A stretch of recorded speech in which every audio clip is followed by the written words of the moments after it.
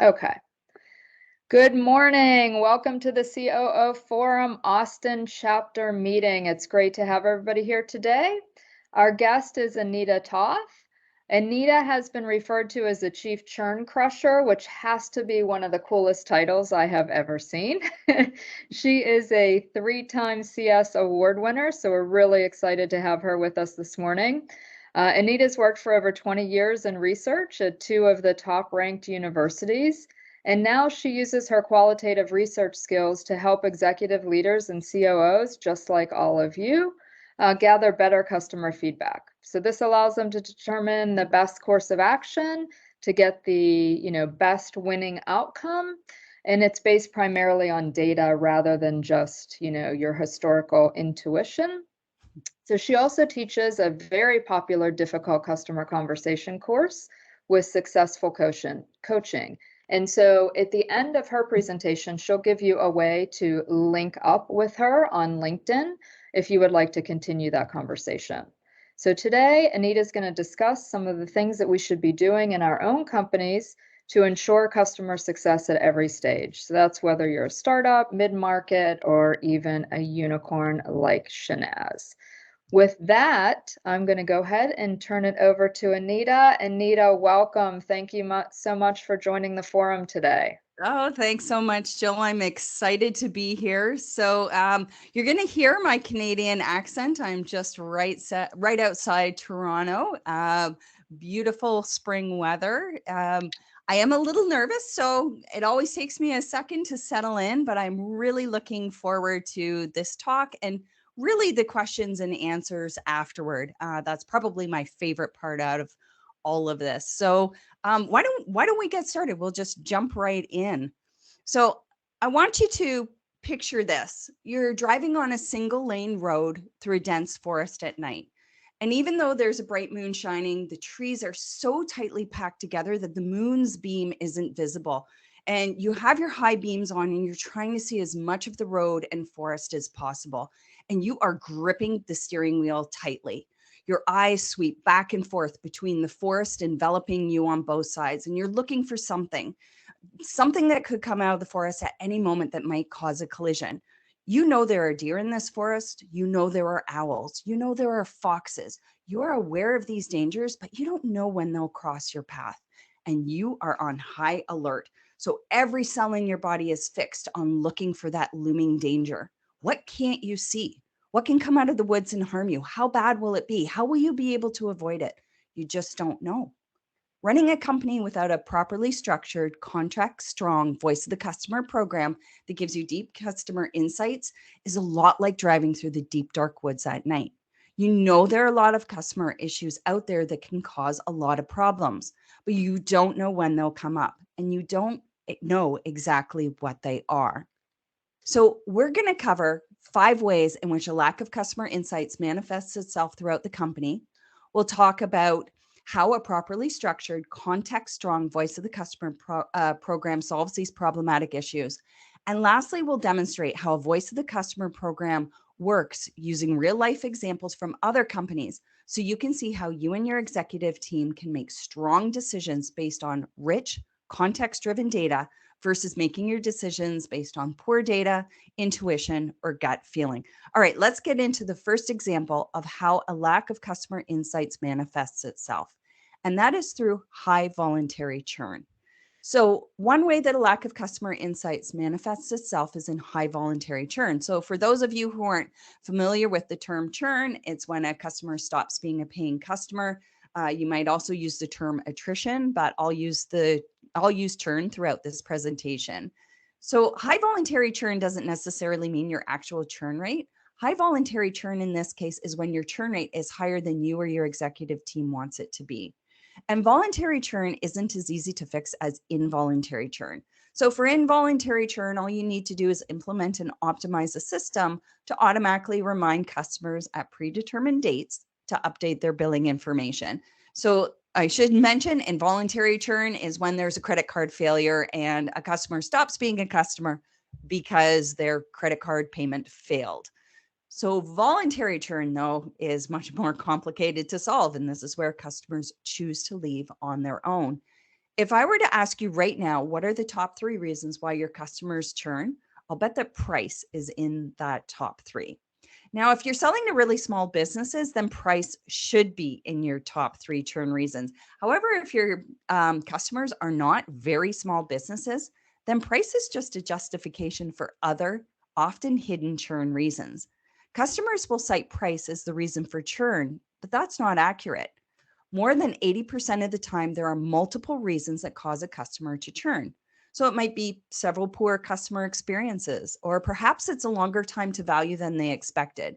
And maybe it's because the features the customer was promised aren't available, or maybe the onboarding was challenging or difficult.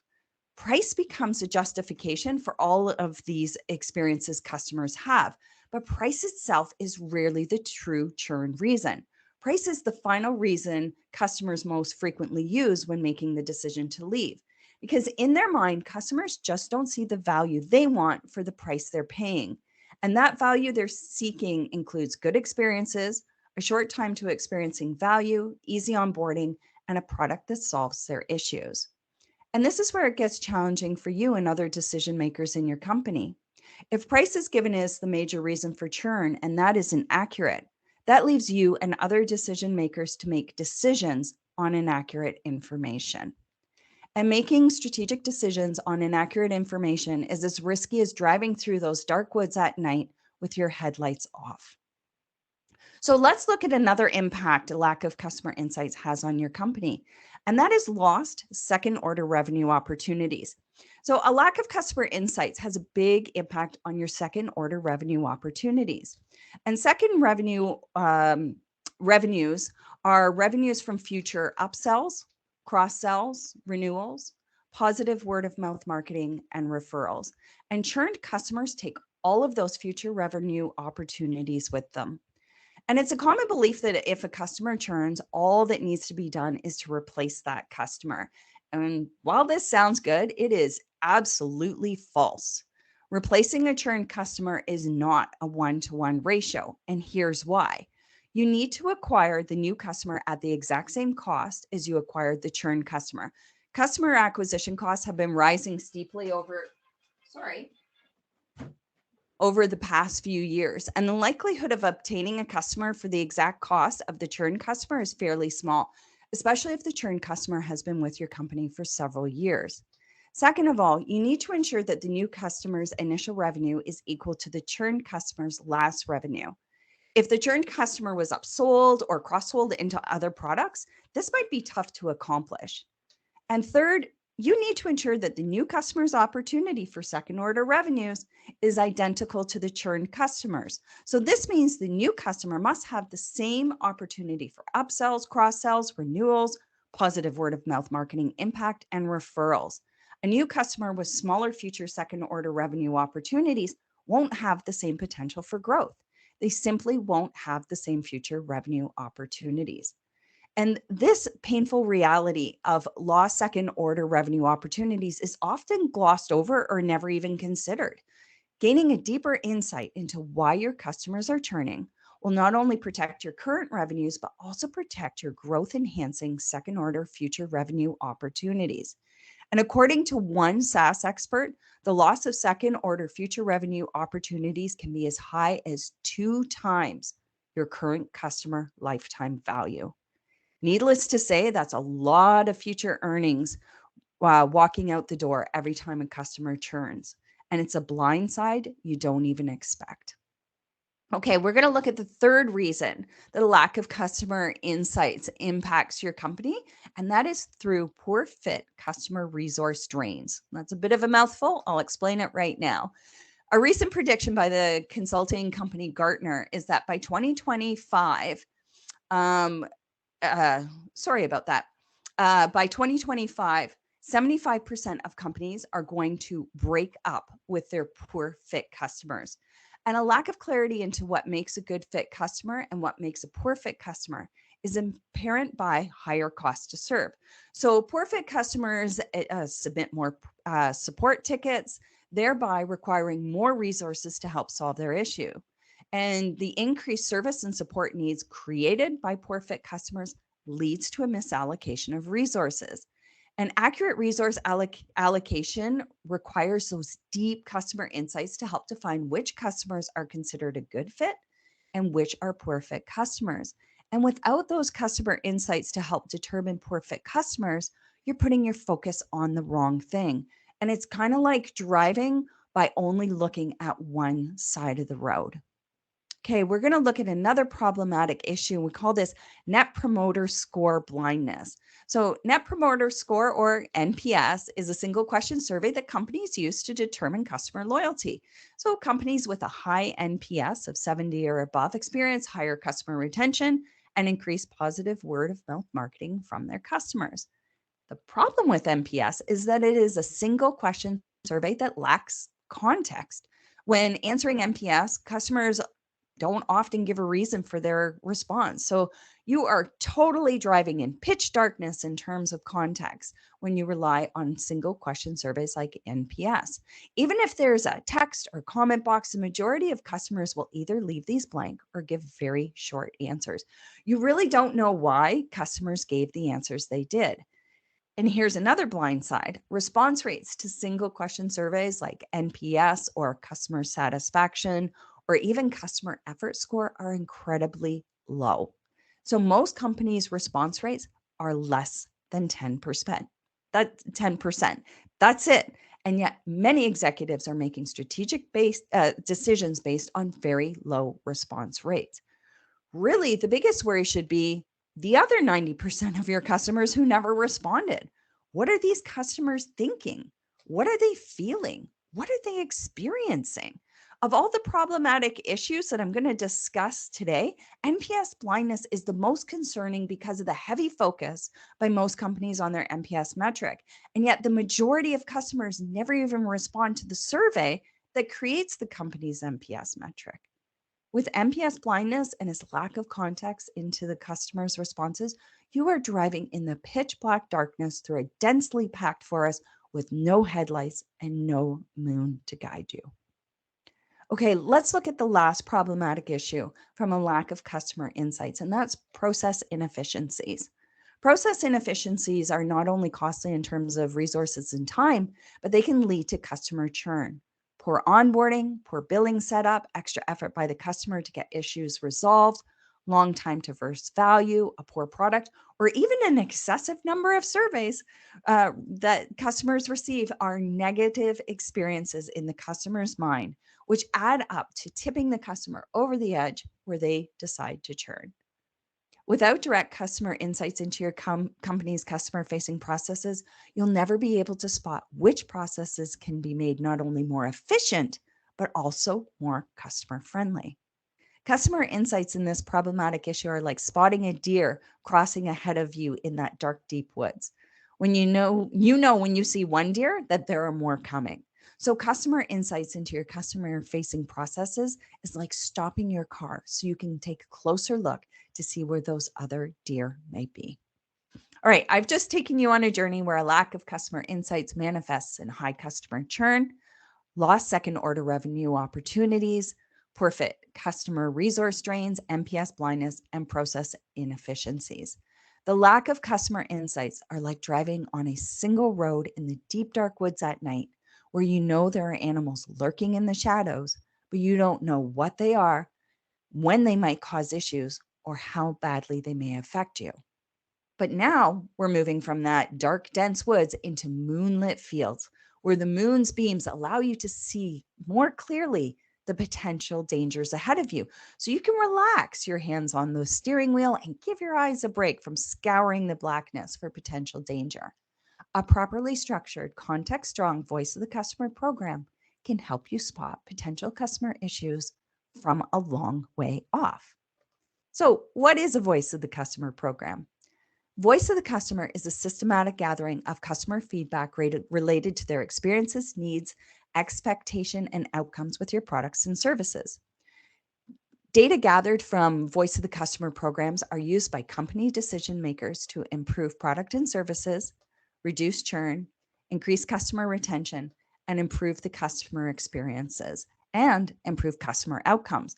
So depending on a company's maturity, Voice of the Customer, or VOC programs, as you'll hear me call them, may be as simple as surveys coupled with observational data like tracking customer behavior, or very complex, including predictive analysis, multi-channel inputs, and trillions of data points. Okay, why should you have a voice of the customer program? The practical value of a voice of the customer program can be stunning. An Aberdeen Group study found that companies that have a best-in-class voice of the customer program enjoyed almost a 10 times greater year-over-year increase in annual company revenue compared to companies with no VOC program. And companies with the best VOC programs also enjoyed an average 23% decrease year over year in customer service costs, 55% greater customer retention rates, and this is crazy, a mind-blowing 292% greater employee engagement rate. So for companies that are running an average VOC program, they also experience some great stuff.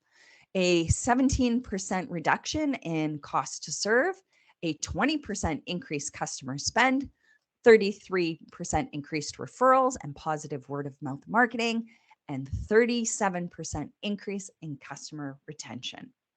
So where should a voice of the customer program be used? Well, ideally, a voice of the customer should be used in every part of the customer journey. However, for companies just implementing a VOC or companies with simple customer journeys, you should look to first implement your VOC for your sales process so you can improve conversion rates. In the post-onboarding process or post-sales process to increase retention rates, and in the cancellation process to better understand why customers choose to leave. Now, when should you start a VOC program? Well, the best time to institute a voice of the customer program as soon as you have more than one customer. And of course, that's not reality for most companies. So the best time to institute a formal VOC program is when the company is looking to scale profitably. Product issues and poor fit customers impact your post-sales team ability to retain customers.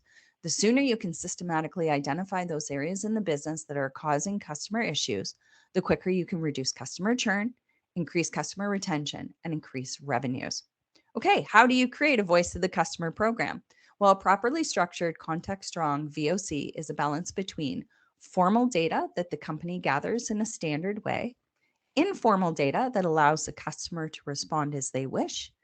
A context-strong VOC also allows for the active collection of customer feedback and passively collected data.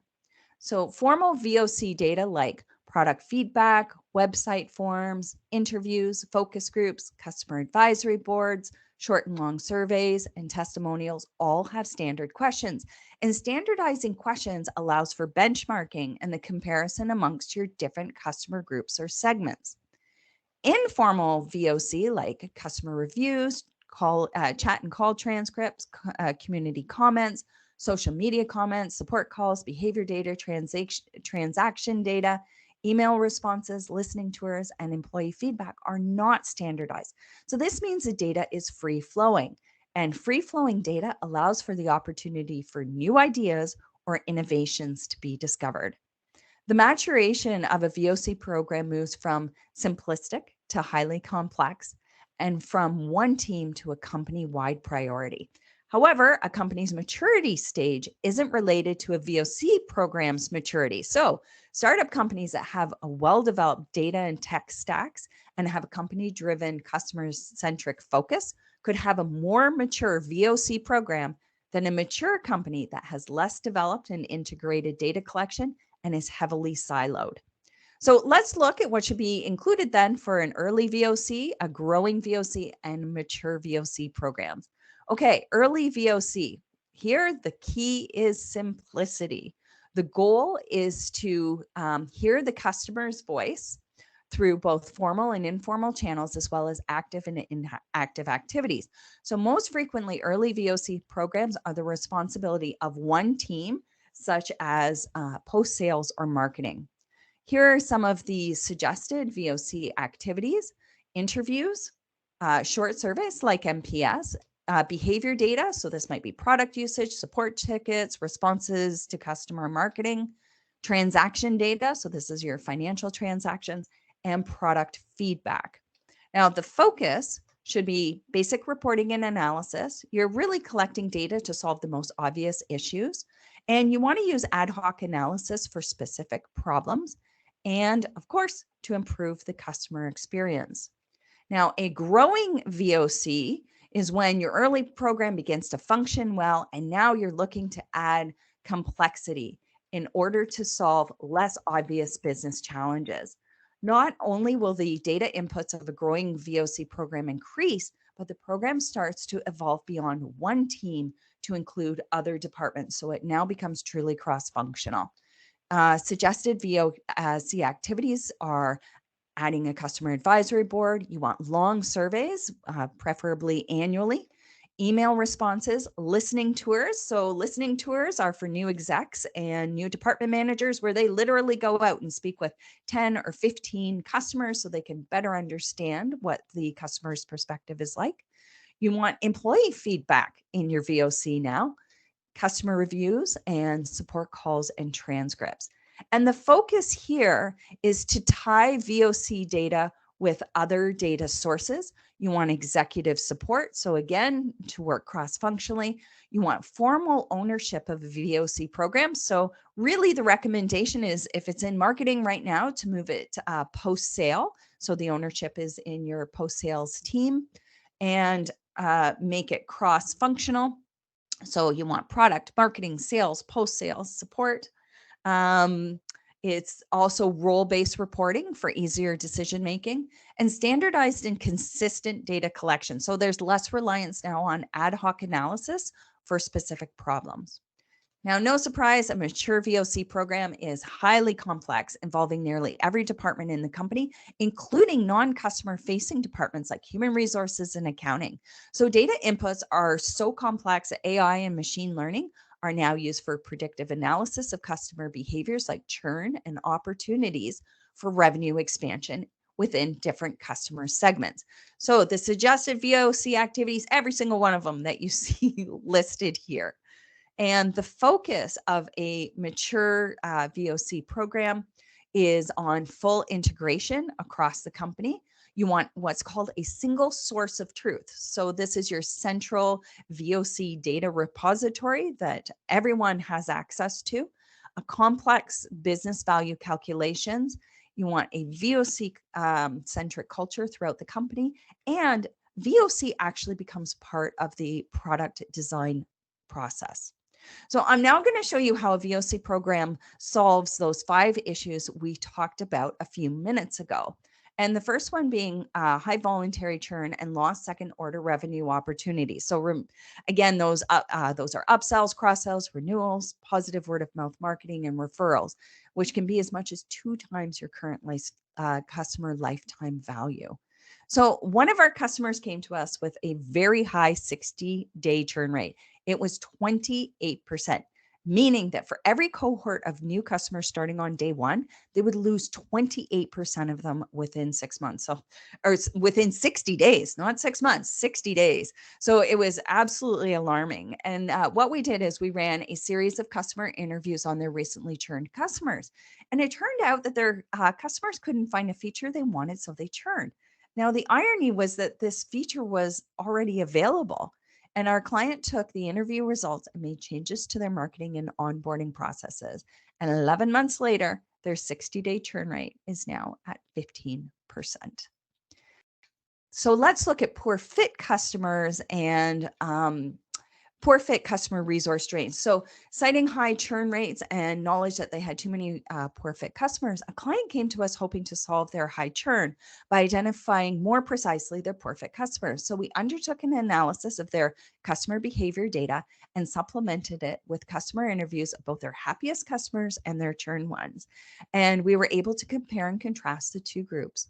And this gave our client deep insights into how their happiest customers behaved and thought differently than their churn customers did. And through these insights, our customers converted more customers that look like their happiest customer group. And with NPS blindness, so this customer had a great NPS or net promoter score. It was 70 and customers absolutely loved them. But the client knew that some customers weren't happy, but they really didn't know why nor what they could do about it. So we undertook a series of customer interviews with both their happiest and unhappiest customers. And what we discovered was their unhappiest customers couldn't get the type of custom reporting they needed for their growing business. And these unhappy customers were at a high risk of churning. The customer interviews identified new reporting features for the company's roadmap, the company's product roadmap, which would ultimately help retain these unhappy at-risk customers. And lastly, process inefficiencies. Okay, this one was surprising. A client came to us to understand more about why customers weren't completing the onboarding process. So we undertook an analysis of their support calls and found a pattern. Customers with a certain requirement were unable to complete the process. There was a bug in the product's code that wouldn't allow them to progress any further. So, what support would do was help each new customer solve this problem individually, but the reports were never getting back to the development team. And because of this lack of cross-functional data sharing, the development team never knew about the bug. But once this bug was identified and fixed, completed onboarding for this customer group doubled. So, customer insights from a properly structured, context strong voice of the customer program help solve real business challenges like high churn rates, lost future second order revenue opportunities, poor fit customer resource drain, NPS blindness, and process inefficiencies. A VOC program increases customer retention, reduces customer churn, increases revenues, eliminates those troublesome parts of the customer journey, and increases customer happiness, just like my real life example showed you. Creating a formal VOC program is the road from driving in the deep, dark woods where you can't see potential problems that lurk to those open fields where the moonlight shows you where those potential problems lie so you can act, well in advance. I'm sure you're already collecting some form of customer feedback, but now is the time to systematize and deepen your customer insights by formalizing it into a voice of the customer program. You and your executive team will no longer have to rely on poor data, gut feeling, or intuition to make confident decisions. A properly structured, context-strong VOC program will give you the customer insights you need to clearly see the road ahead.